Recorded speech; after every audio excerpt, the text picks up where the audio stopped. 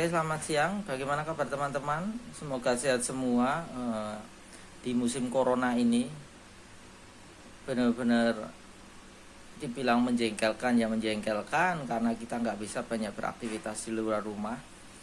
Tapi saya dapat kiriman dari Fabriano, dari Atlen lebih tepatnya, karena Atlen adalah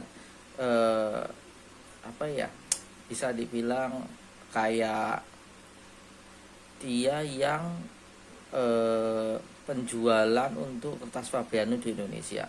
Saya dapat test pack. Sebenarnya ini saya dapat udah agak lama, sudah sekitar bulan apa ya?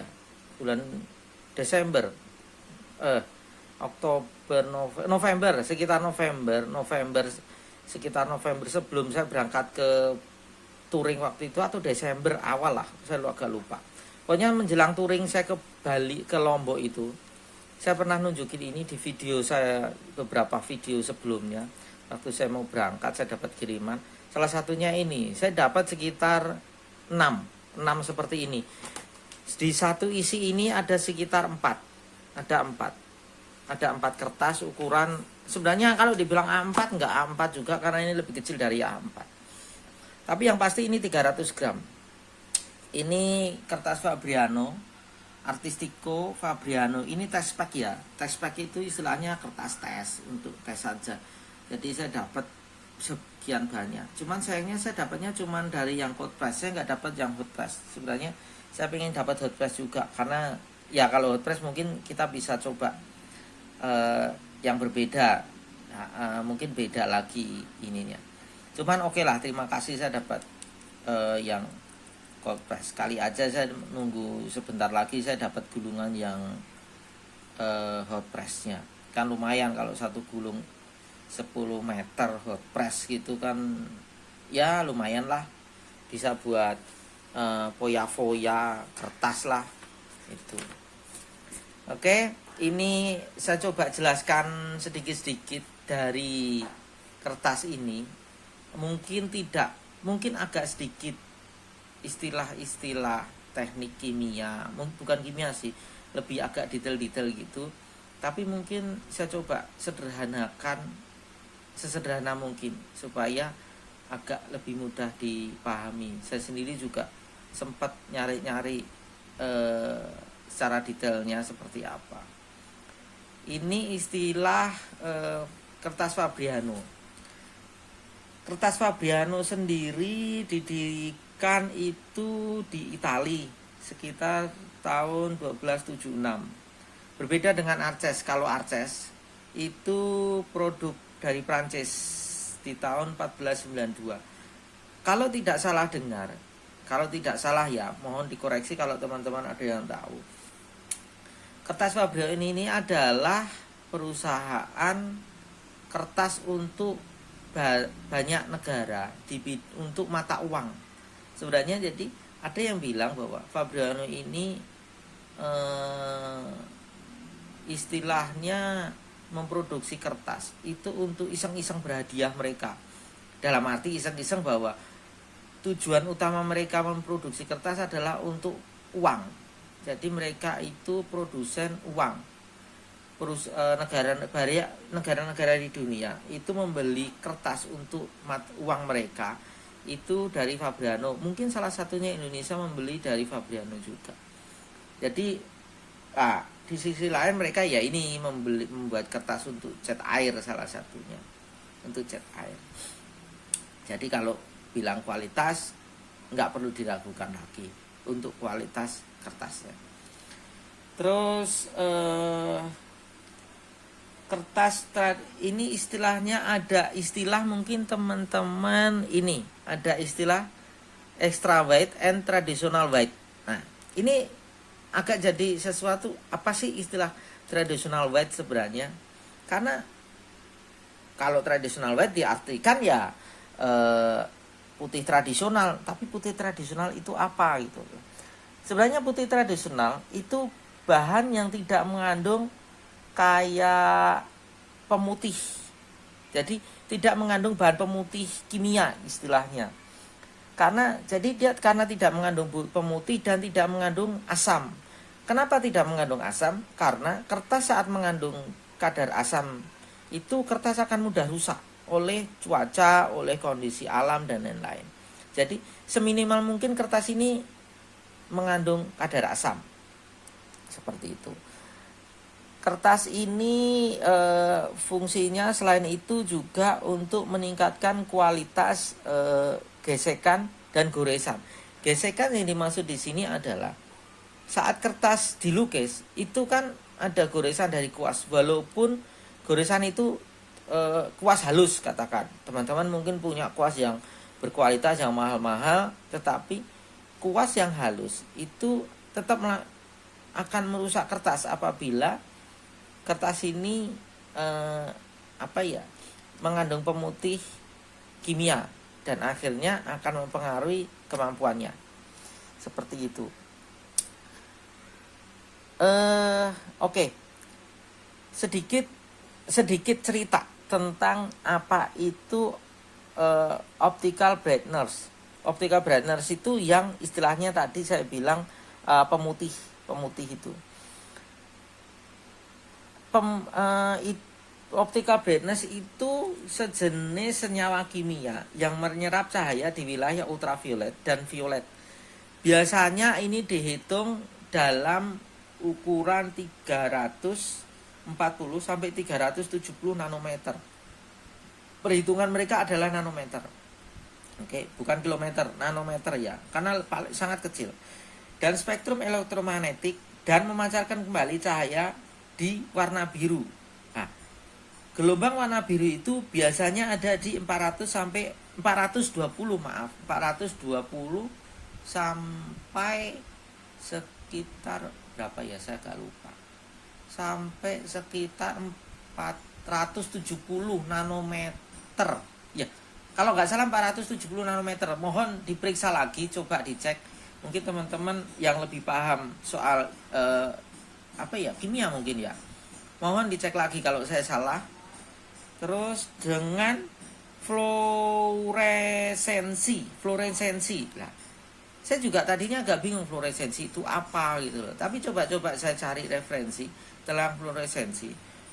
Fluoresensi adalah terpancarnya sinar atau suatu zat yang telah menyerap sinar atau radiasi elektromagnet lain, dan fluoresensi adalah bentuk dari luminesensi.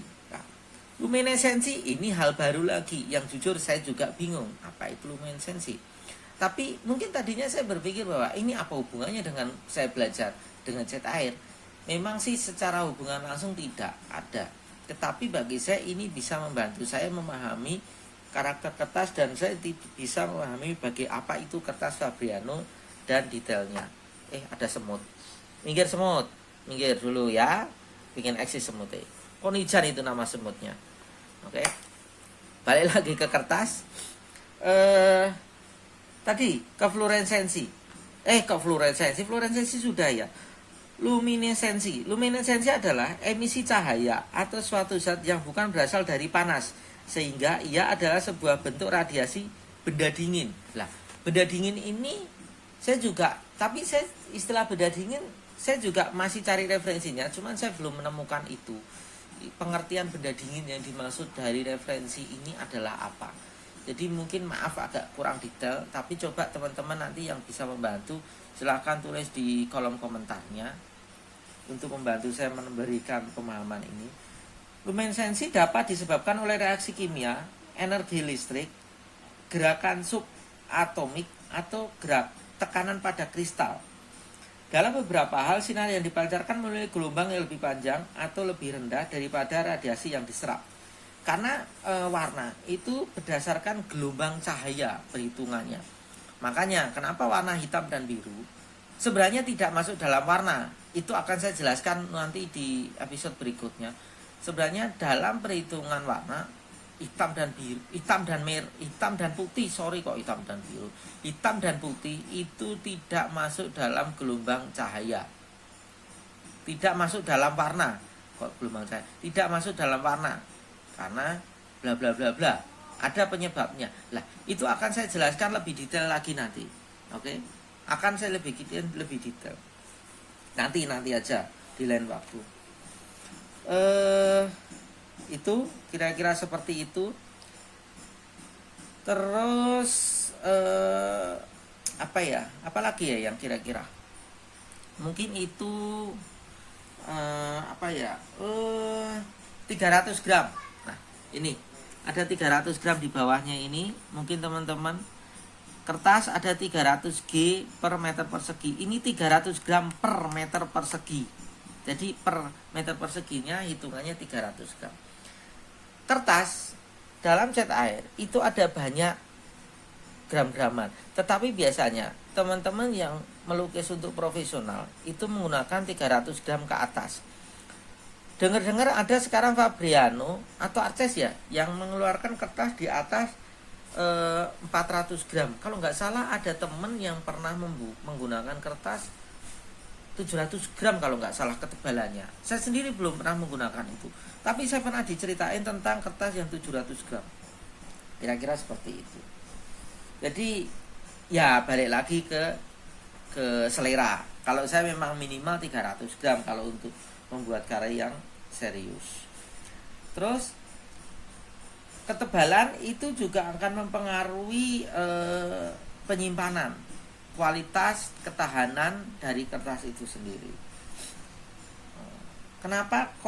Makanya kenapa teman-teman pelukis profesional itu menggunakan kertas yang 300 gram?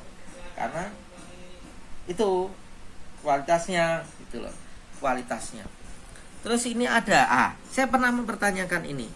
Mungkin ini, entah saya bagiin detail nih.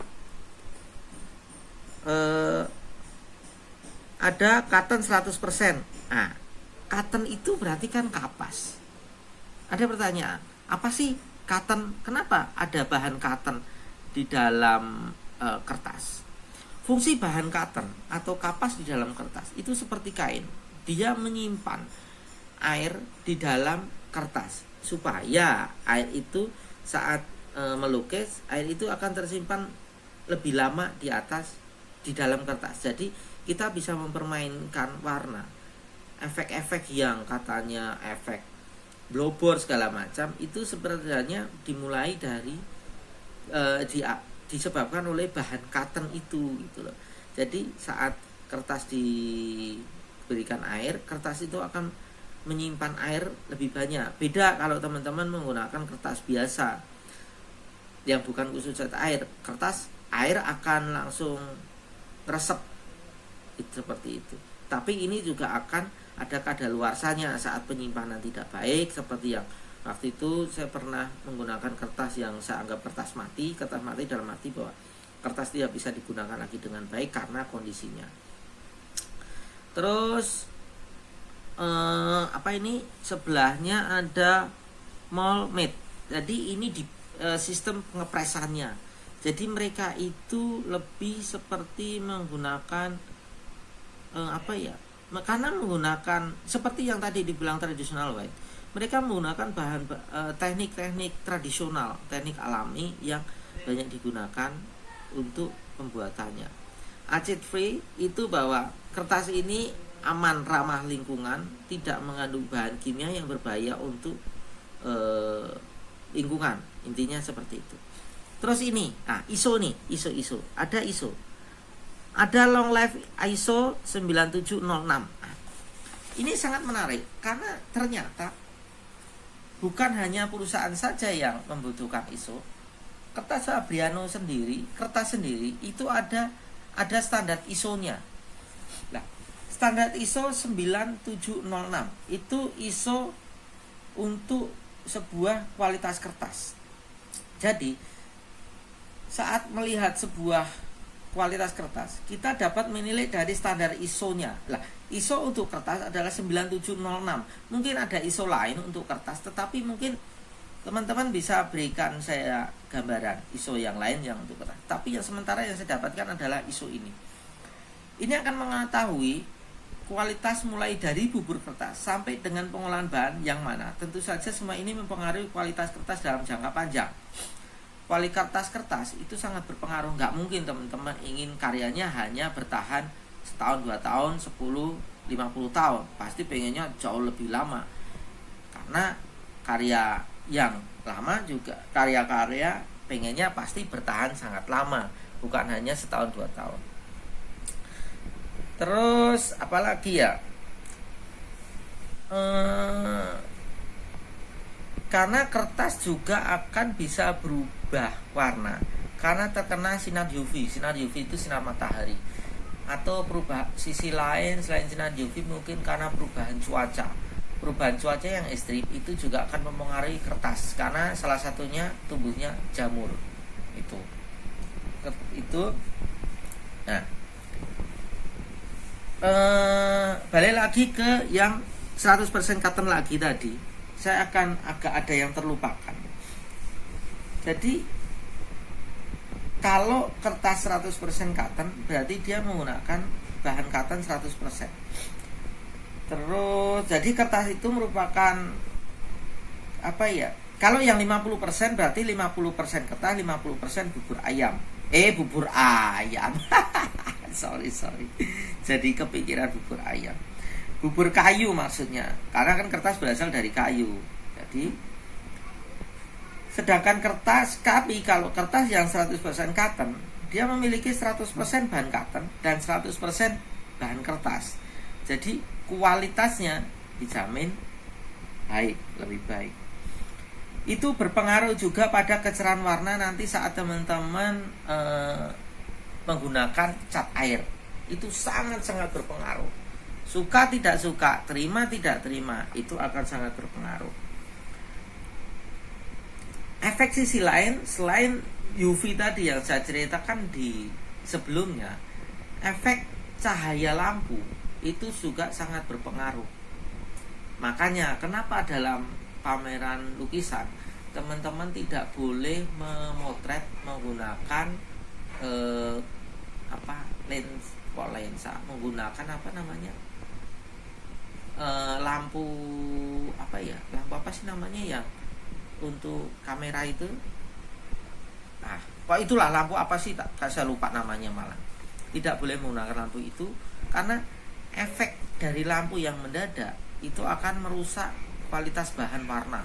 Salah satunya kalau lukisan cat air kertas. Jadi warna itu terserap oleh kertas dan akan berpengaruh pada kualitas warna maupun bahan dari kertas itu. Kira-kira seperti itu. Maaf penjelasannya agak berantakan karena saya juga satu-satu apa yang saya ingat lompat gitu. Apalagi ya, selain itu apalagi ya, selain itu yang lain adalah apa ya, kita cari tahu lagi tentang apa itu cold press. Saya lupa malah ini pengertian cold press. Ini mungkin ada beberapa pengertian dalam bahasa. Salah satunya bahasa Inggris yang saya tahu cold press. Granofina itu apa, bahasa mana saya nggak tahu. Grainfin itu juga, Granovino itu kayaknya mungkin bahasa Itali kali ya. Ada bahasa Italinya. Apa itu kertas cold press? Kertas cold press atau sering disingkat dengan CP merupakan salah satu dari jenis kertas yang satunya adalah hot press. Jadi ada dua jenis kertas besar. Itu cold press dan hot press. Kita bicara cold press saja dulu sekarang. Manfaat dari kertas cold press atau CP, saya istilahkan CP aja untuk istilah cold press. Lebih nikmat, ya istilah nikmat. Sebenarnya istilah nikmat, istilah lebih enak saat digunakan untuk lukisan yang memerlukan kedetailan serta akurasi warna, bentuk maupun bidang dengan tingkat akurasi yang sangat tinggi. Jadi teman-teman yang melukis realis sebenarnya lebih cocok menggunakan kertas cold press daripada hot press. Bisa menggunakan kertas hot press, tetapi hasilnya mungkin akan kurang maksimal. Jadi lebih maksimal menggunakan kertas cold press. Itu. Terus saat realis tadi seperti lukis potret, lukis pemandangan masih bisa pakai hot press karena ada bloborannya. Cold press juga bisa bloboran, tetapi hasilnya mungkin bloborannya tidak akan sedahsyat kalau pakai hot press seperti itu. Itu apalagi ya, intinya itu sih, Kertas cold press lebih ke untuk karya-karya realis. Jadi teman-teman yang menyukai karya-karya realis itu mungkin kertas cold press akan sangat lebih cocok dibandingkan dengan kertas hot press. Itu proses kertas cold press itu akan menghasilkan bentuk yang bertekstur. Ini kertas cold press itu bertekstur. Ini contohnya. Aduh, nih. Ini adalah kelihatan, semoga kelihatan. Ini ada tekstur-tekstur nih, ada tekstur. Ini jauh lebih kasar. Nah, cuman ini ada dua jenis Aduh, ada agak kecoklatan dikit. Nih, warnanya agak beda. Mana sih ya? Oh ini nih.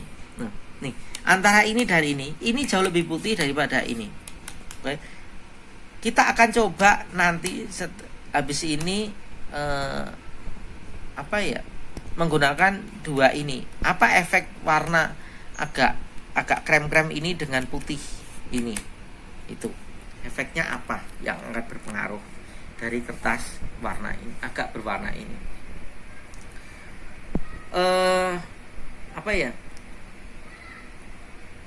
Kenapa kertas ini cocok untuk karya-karya realis? Karena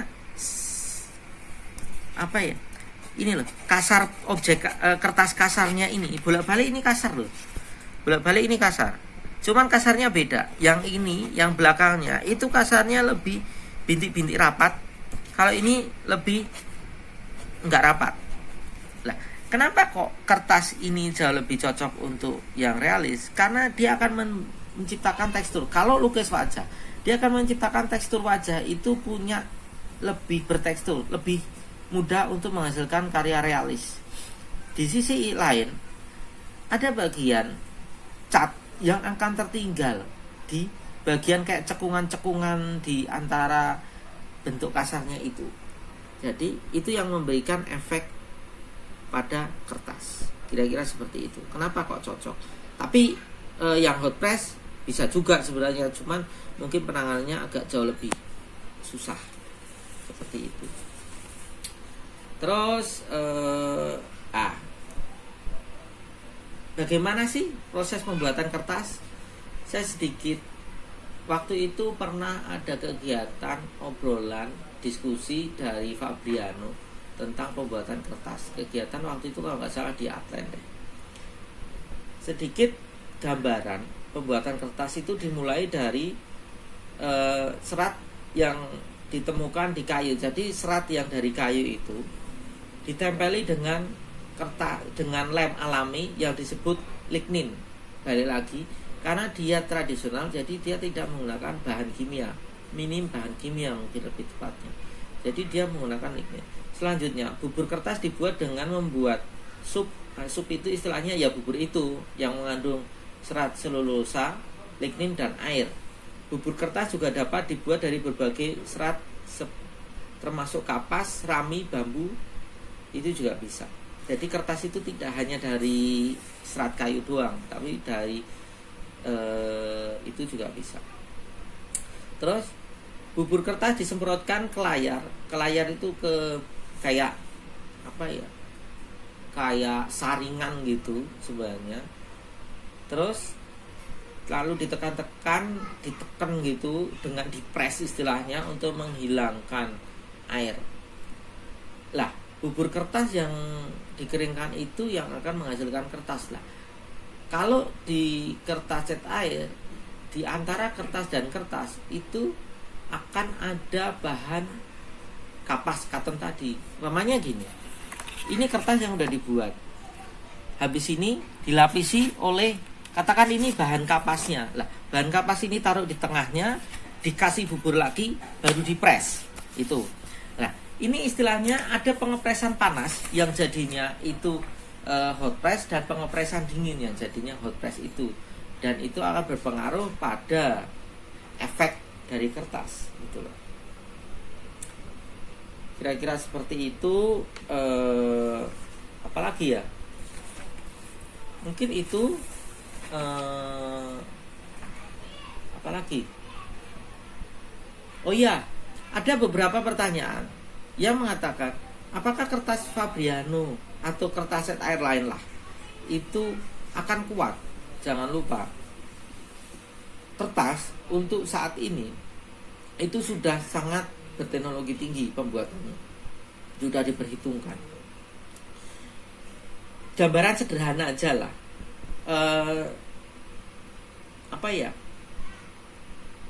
gambaran sederhananya umpamanya karya siapa ya, sebentar saya agak inget-inget dulu. Karya Raffaello Sanzio atau Raffaello siapa ya istilahnya itu terkenalnya, Raffaello Santi kalau nggak salah. Iya, Raffaello Santi atau Raffaello Sanzio itu pernah membuat kartun-kartun untuk desain korden. Jadi korden dia membuat desainnya dari kartun-kartun gitu menggunakan kertas dan cat air. Itu pernah dibuat. Terus itu udah abad keberapa itu waktu itu. Terus ini aja lah, Dürer, Albrecht Dürer. Nah, itu membuat lukisan cat air itu di abad 15, sekitar tahun 1502 kalau nggak salah. Pokoknya abad 15 deh. Sekarang sudah abad 21, sudah sekitar 5, 7, 6. Berarti sudah 6 abad. Itu yang berjudul A Young Girl. Itu sebuah karya realis bergambar kelinci yang sedang rebahan. Jadi kalau dibilang, kalau ada yang menanyakan kualitas bahan baku kertas dari cat air itu tahan lama atau tidak, bayangkan karya di abad 15 itu masih bisa bertahan dengan baik, ya kan, bertahan dengan baik sampai saat ini. Apalagi dengan kualitas penggunaan kertas, teknologi pembuatan kertas yang sudah semaju saat ini. Tetapi balik lagi, semua kembali pada bagaimana teman-teman menyimpan kertas itu dan menyimpannya dengan baik. Cuaca dan kondisi lingkungan itu juga sangat mempengaruhi bagaimana kertas itu bisa bertahan dengan baik. Oh ya, sedikit gambaran kertas ini. Nah, ini sangat menarik. Dari kertas ini sangat cocok untuk watercolor, tempar, guas, akrilik, ink, charcoal, grafit, drawing, dan printmaking. Lah, nanti detail-detailnya saya rencana akan mencoba satu-satu dari semuanya ini. Hasilnya seperti apa? Karena menurut saya ini sangat menarik. Satu kertas ini bisa dipakai untuk berbagai macam jenis teknik. Yang harusnya saya pikir tadinya juga cuma kertas cat air gitu. Kira-kira gambaran sederhananya seperti itu dulu. Mungkin nanti detailnya akan saya berikan lagi hasilnya. Mungkin besok saya mau bikin saya coba bikin dengan teknik realis, hasilnya seperti apa. Nanti akan saya posting lagi. Jangan lupa semoga ini bermanfaat, dan jangan lupa like, comment, share, subscribe pasti untuk ya biar makin semangat bikin YouTube-nya. Oh ya, semoga ini bermanfaat untuk teman-teman. Maaf agak berkepanjangan ceritanya, tapi karena saya coba bikin agak lebih detail dari setiap gambaran kertas ini. Semoga berguna untuk teman-teman dalam memahami kertas. Ini baru cold press. Nanti coba saya ceritakan bagaimana kertas cold pressnya. Itu kira-kira seperti itu. Terima kasih atas waktunya. Semoga corona cepat berlalu, dan semoga kita kembali semua bisa berkarya lebih baik. Tetap semangat, oke? Tetap semangat walaupun corona menyerang di seluruh dunia. Tetap stay at home, di rumah saja. Kalau tidak penting banget jangan keluar rumah. Ingat itu, biar segera selesai mata rantai penyakit corona ini. Karena saya sendiri sangat bosan di rumah. Kira-kira seperti itu. Terima kasih untuk kehadiran teman-teman di sini dan terima kasih Atlen untuk kertasnya. Nanti kalau ada yang lain lagi jangan lupa kirim ke saya. Kali aja saya bisa bikin resensinya tentang apa bahan dan alatnya. Kira-kira seperti itu. Terima kasih. Sehat selalu untuk semua. Semoga selalu sehat dan selalu dalam lindungan Tuhan. Bye bye.